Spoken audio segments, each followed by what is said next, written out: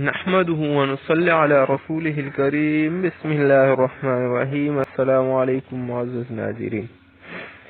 آپ صلی اللہ علیہ وسلم نے ایک صحابی رضی اللہ تعالیٰ عنہ کو نصیحت کرتے ہوئے فرمایا کہ 5 باتوں سے پہلے غنیمت سمجھو، جوانی کو بڑھاپے سے پہلے اور صحت کو بیماری سے پہلے، مالداری کو فقر و فاقہ سے پہلے، فرصت کے لمحات کو مشغولیت سے اور زندگی کو موت سے پہلے غنیمت سمجھو۔ اس حدیث میں ان 5 اسباب کو بیان کیا گیا ہے جن میں مدہوش ہو کر انسان آخرت سے غافل ہو جاتا ہے، تو نبی اکرم صلی اللہ علیہ وآلہ وسلم نے فرمایا کہ یہ چیزیں محض عارضی ہے، کچھ پتہ نہیں کب ان کا تسلسل ختم ہو جائے اور پھر بعد میں حسرت کے سوا کچھ ہاتھ نہ آئے۔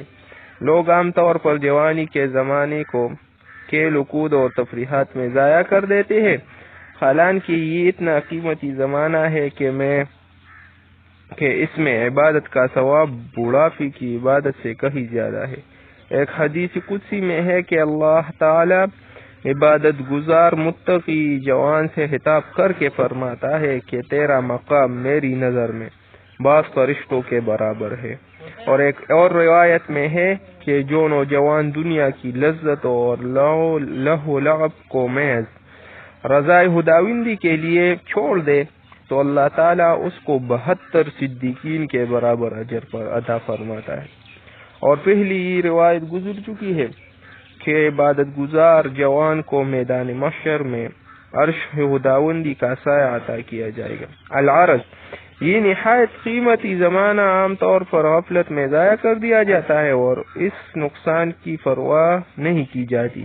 یہی حال صحت، مالداری اور فراغ عیشی کا ہے۔ ضرورت ہے کہ ہم غافل نہ رہے بلکہ پوری طرح مستعد رہ کر آخرت کی تیاری کرتے رہے۔ اللہ تعالیٰ محض اپنے فضل و رحم و کرم سے ہمیں فکر آخرت کی دولت سے سرفراز فرمائے، آمین۔